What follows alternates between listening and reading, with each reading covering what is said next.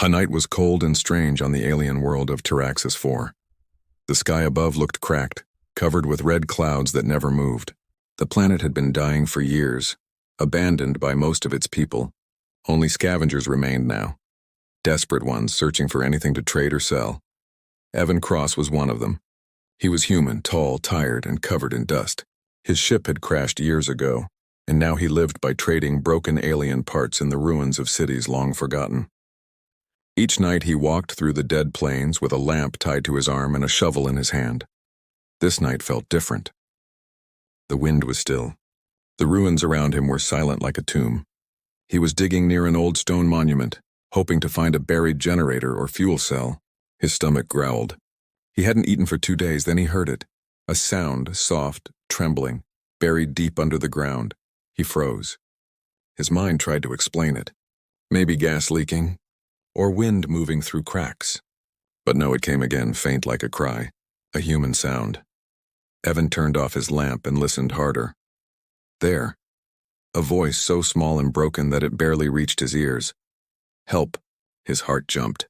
It was coming from under his feet. Without thinking, he dropped to his knees and started digging. His hands tore through the ash and sand. He used the shovel, throwing dirt aside. The ground was strange, not rock, not soil, but packed layers of black crystal. Someone had sealed this place long ago. The cry grew weaker. Evan dug faster, his breath rough, his hands bleeding. Then his shovel hit metal. He wiped the dirt away and saw something round, a capsule, small enough for a person. It was made of dull silver, carved with alien symbols that glowed faintly blue.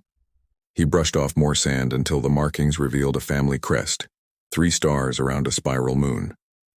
He didn't recognize it, but it looked royal. Inside the capsule, through a small window, he saw movement. A pale face, closed eyes, lips trembling. He couldn't believe it. Someone was alive in there. He pressed his hand against the glass. The body inside was small, thin, maybe 16 years old. She had smooth gray-blue skin, faint glowing veins near her temples, and silver hair tangled around her face. She looked fragile, like she could break from a single breath. Evan searched the capsule for a release latch. It was locked by alien code. He pulled out his toolkit, shaking. The console was ancient but still powered. He connected his translator chip to the system. Words flashed across the screen. Containment protocol, Bloodline seal. Burial order 07A. Authorized, House Viron, burial order. He felt cold. This wasn't a rescue pod. It was a coffin. Someone had buried this girl alive. He tried to hack the seal. The lock glowed red, resisting. The girl's chest moved slowly. She was running out of air. Come on, he whispered. Don't die now. Finally, the seal clicked open. The lid lifted with a hiss, releasing a cloud of freezing gas. The girl gasped. One breath, then another, her eyes flying open in panic. Evan stepped back. She stared at him, terrified, confused. Her pupils were large, glowing faint blue in the dark. She tried to speak, but her voice cracked. Varin, she whispered. He didn't understand. He raised his hand slowly. Easy, you're safe now. I'm not going to hurt you. She looked around, the broken tomb, the cold night, the strange human standing over her. Then she saw the sigil on the coffin and began to cry silently, whispering the same word again and again. Evan took off his jacket and wrapped it around her shoulders. Her body was freezing cold. He gave her water from his canteen. She sipped it weakly, her hands shaking. Through his translator device, he spoke carefully. Do you understand me? The translator flickered, struggling with her dialect. After a pause, a faint robotic voice spoke from the device. Betrayed by blood. Evan froze. The word betrayed echoed in his mind. He glanced again at the capsule. Royal marks. Burial order. Family name. Someone important had wanted her gone. The girl pointed weakly toward the hills beyond the ruins. She said another word. Siré. The translator struggled again, giving a half answer. Home. Heart killers. He didn't know which. The wind began to howl again. Red dust blew over the broken stones. Evan looked around. He felt watched. On the far ridge, he saw a flicker of light. A drone eye scanning. Someone might be tracking this burial site. He helped the girl to her feet. She stumbled, her legs weak. He carried her, wrapping her in his coat. Her skin felt too cold for a living being. He took her back toward his camp through the maze of ruins. His mind raced. Why bury a young alien alive? What kind of crime deserved that? Inside his small shelter, a broken ship hull half buried in sand, he laid her down on his cot. He sealed the door and turned on the heater. She curled up shivering. Hours passed. Evan cleaned his wounds and checked the capsule again. Its data core still worked. He plugged it into his old device and read the record. Subject Arinai Viron. Age 16 solar cycles. Status: sealed by order of elder siblings and breach punishable by death. Reason: prophecy contamination. Burial authorized to preserve bloodline purity. Evan felt sick. Prophecy, contamination. He looked at her again. She was just a scared child. Her silver hair glowed faintly under the heater light. He whispered to himself, "How could anyone do this?" The girl stirred and opened her eyes. She tried to speak again. Evan placed the translator between them. Her words came slow, weak. "They said I would bring fire." "They feared me," Evan said softly. "You're not a monster." Her gaze met his, full of confusion and fear. Then for the first time, a small spark of trust. He handed her a small ration bar. She ate it quietly. When she finished, she said one more word, clearer this time. "Why? Save me?" He thought for a moment, then answered, "Because no one saved me when I needed it." The silence between them was heavy but warm. Outside, thunder rolled across the dying planet. The ruins whispered with the wind, and somewhere far away, an alarm sounded. The capsule had sent a signal when he broke the seal. Evan didn't know it yet, but the moment he opened that coffin, he had crossed a line. One that would bring the alien family's wrath and change both their lives forever. The morning came slowly on Taraxis 4. The red sun rose behind a wall of dust and broken towers. Evan Cross stood outside his shelter, staring toward the horizon. He hadn't slept. The night had been filled with strange sounds, distant thunder, moving drones, and the low hum of something old waking under the sand. Inside the wrecked ship, the alien girl still slept. She was breathing better now, her skin warmer, her color returning.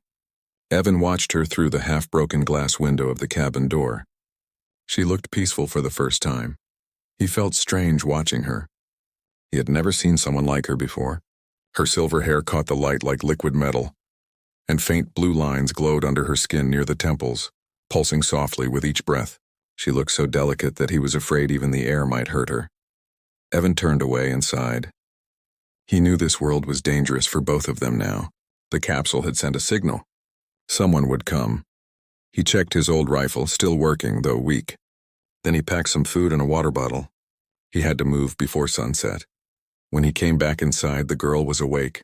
She was sitting up, wrapped in his old jacket, staring at the walls with confused eyes. "Hey," he said softly. "You okay?" She looked at him for a long time before speaking. Her words came slowly, broken, through the translator. "Where am I?" "You're safe," Evan said. "This is my camp. I found you buried out there." She nodded weakly, her eyes full of fear and disbelief. Her fingers traced the burn marks on her wrist where metal bands had once been. "Why did they do it?" Evan asked, her lips trembled. "My brothers," said the stars spoke lies through me. "They called me cursed." Evan knelt beside her. "And you believe them?" She looked down. "When I spoke of the future, people died. They said my voice brought storms." Evan shook his head. "You're not a curse. You're just different." She looked at him again, this human with tired eyes and dirty hands, and for a moment, she felt warmth. Nobody had spoken to her gently in years. She said her name softly, almost like a secret. "Arinai." Evan repeated it. "Arinai. Nice name." He smiled. "I'm Evan." The translator repeated the sound to her, and she tried to copy it. "Ivan." He laughed quietly. Close enough. Hours passed. Evan repaired his old rover while Arinai explored the small shelter.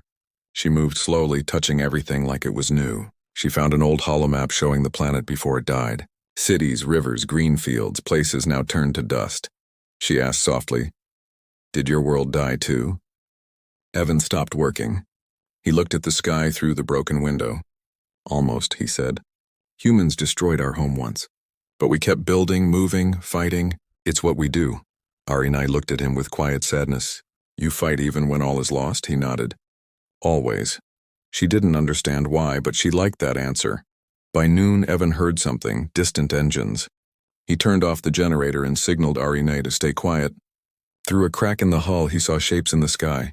3 patrol drones flying low, scanning the desert. "Damn," he whispered. "They're searching for you." Arine's face went pale. "My brothers. They will kill you if they find me." Evan checked his rifle. "Then they'll have to find me first." She looked terrified. "You can't fight them. They have ships, soldiers. I've fought worse," he said. His tone was calm but heavy.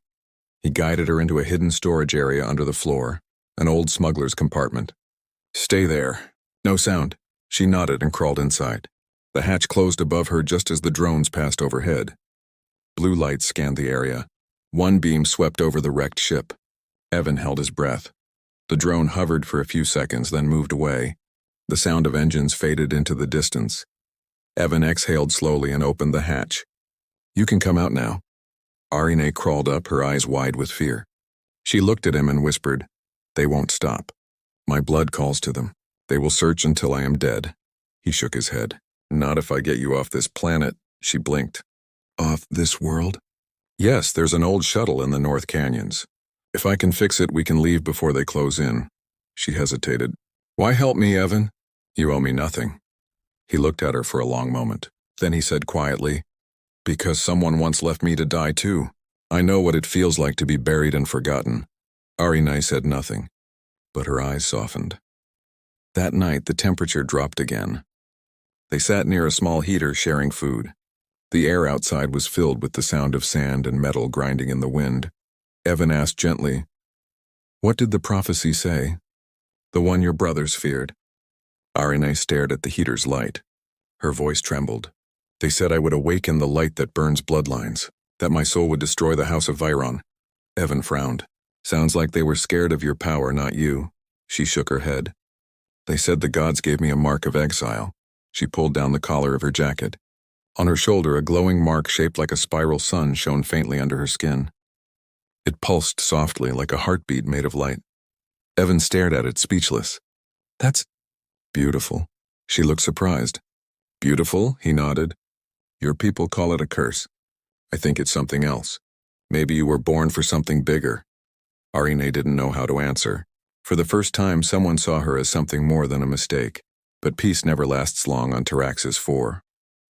Near midnight, a sharp sound split the air. A blast from the ridge. Evan grabbed his rifle.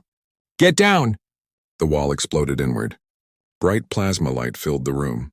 Evan shielded Arine with his body as dust and metal rained down.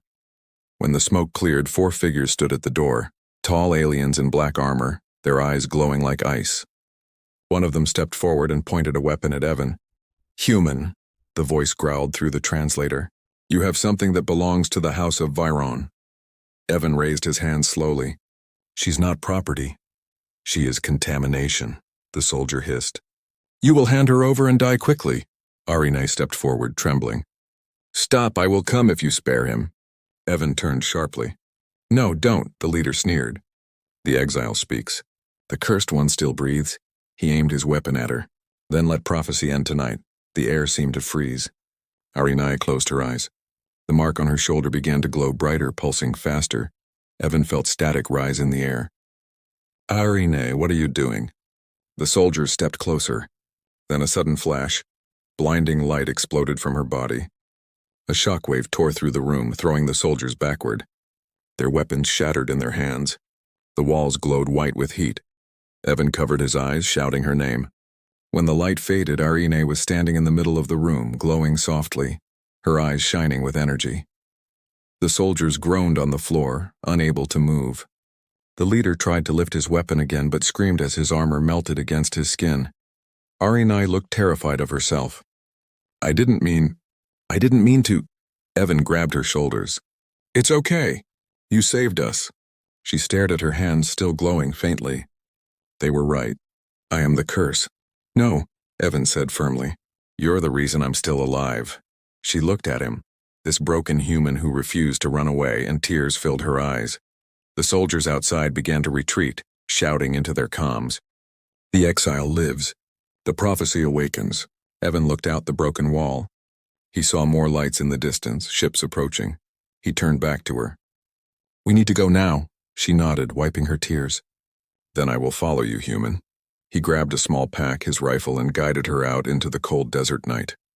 The wind screamed around them, carrying the smell of burnt metal and sand. Behind them, the ruins of the ship glowed faintly from the blast. Ahead, the empty wasteland waited, silent, endless, and full of danger. As they walked into the darkness, Arine looked back one last time and whispered, "They buried me once. They won't bury me again." Evan looked at her glowing mark and said quietly, "Good. Let them come." The desert of Taraxis 4 was burning under two suns. Red dust rose like smoke as Evan and Arine ran across the wasteland. Behind them, ships searched the skies, dropping blue scanning beams across the sand. Every few minutes, the ground shook from distant blasts. The hunters were getting closer. Evan's old rover was hidden under a rock ridge. He helped Arine climb in and started the engine. The machine coughed, then roared to life. He drove fast toward the North Canyons, where an abandoned spaceport waited. Arine held the edge of the seat tightly. Her eyes were still glowing faintly from the power that had saved them. She looked scared, tired, and lost, Evan noticed. "You holding up?" She nodded weakly. "I hurt them. You protected us," he said. "There's a difference," she looked down. "My brothers will never forgive that. Then they'll have to catch us first." The rover sped across the dry plains. Dust filled the air behind them like a trail of fire. Hours later, they reached the canyons. Old metallic towers rose from the rocks. What used to be a shuttle base, now silent and half buried in sand. Evan stopped the rover and climbed out to check the area. "Looks clear," he said. "We rest here. I'll see if that shuttle can still fly." Arine sat near a broken wall. Her hand touched the mark on her shoulder. It pulsed faintly, responding to her thoughts. She closed her eyes and whispered, "Why did you choose me?" Evan looked over. "What did you say?" She opened her eyes. "This mark? It feels alive. When I used it, I saw things. My brothers, my home, the past." Evan sat beside her. "What did you see?" "I saw myself as a child," she said slowly. "They said the gods gave me light, but the elders twisted it. They used fear to keep power. When I refused to obey, they buried me alive, calling it mercy." Evan clenched his fists. "Mercy, that's not mercy," Arine nodded. "They feared truth. The prophecy wasn't about death. It was about change." He looked at her. "Then maybe you're meant to finish what they tried to stop." She turned her gaze to the horizon. "If I do, more will die." Evan's voice softened. "People already die when evil rules. Sometimes change costs pain." For a long time, she said nothing. The wind whispered through the canyon. Then she looked at him. "If I fall, promise me you'll run." He smiled faintly. "Not a chance." They spent the next hours working on the shuttle. The hull was cracked, but the engine core still held charge. Evan used old cables to connect the power cells, while Arine repaired the control circuits using strange glowing energy from her hands. He watched in awe as the wires fused perfectly. "That's impossible," she smiled for the first time. "Not impossible, just forgotten." The shuttle lights flickered on. They shared a small moment of hope, but it didn't last. A low rumble filled the air. Above them, lights appeared. 3 royal carriers descending, Evan cursed. "They found us." Arine stood, her eyes glowing brighter. "They bring my brothers." Evan grabbed his rifle. "Get inside. I'll buy time." She caught his arm. "No, Evan, this ends with me." He shook his head. "You're not dying out there alone." But she was already walking out of the shuttle bay, her silver hair flying in the wind. The alien ships landed nearby, stirring up clouds of red dust. A dozen armored soldiers surrounded the canyon. At their front stood 2 tall figures, Arine's brothers. Their armor shone with golden marks of the royal house. One of them, with crimson eyes, stepped forward. "Sister," he said coldly. "You should have stayed buried." Arine raised her chin. "You feared me because I saw the rot inside our bloodline," the brother sneered. "You speak of purity as rot?" "You killed father," she said quietly. "You buried me alive to hide it," the soldiers murmured. The other brother hissed, "Silence her!" The first raised his hand, summoning a storm of plasma fire. The sky exploded with light. Evan ran out, firing back. Bolts of blue energy flew past him. One struck his shoulder, sending him to the ground. "Evan!" Arine cried, rushing to him. He gasped, blood running down his arm. "Don't stop." "And this." Her tears fell on his hand. "I can't lose you," he smiled weakly. "Then make sure I don't die for nothing." She stood slowly. The mark on her shoulder burned brighter, spreading across her body in lines of light. The air vibrated around her. Her brothers stepped back in fear. She's awakening. Arinai's voice echoed through the canyon, calm and strong. You called it a curse, but it was a gift. The light is truth, and truth burns lies. The ground shook. Pillars of white fire rose from the sand. The soldiers dropped their weapons as their armor cracked. Evan shielded his eyes. Arinai floated above the ground now, her entire form shining like a star. She looked at her brothers, tears and fury mixed in her eyes. You buried me alive, she said. Now I bury your lies. The explosion was silent, just a pulse of pure light. When it faded, the royal ships were gone, burned to dust. Only the sound of wind remained. Arinai collapsed to the ground. The light faded from her skin. Evan crawled to her side. Hey, stay with me. She opened her eyes weakly. It's over. He shook his head. No, it's not.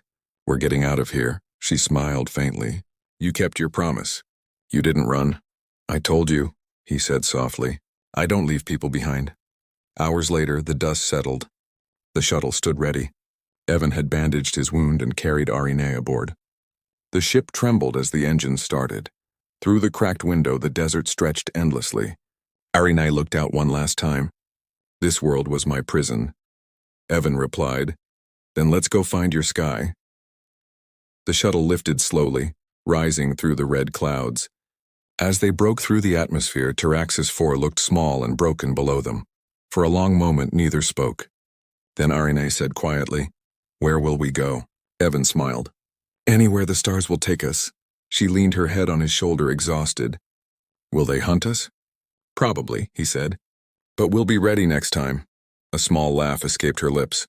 Humans, you never stop fighting. He looked out the window. Someone has to keep the fire alive. The ship entered the black sea of space. Stars stretched across the void, countless and bright.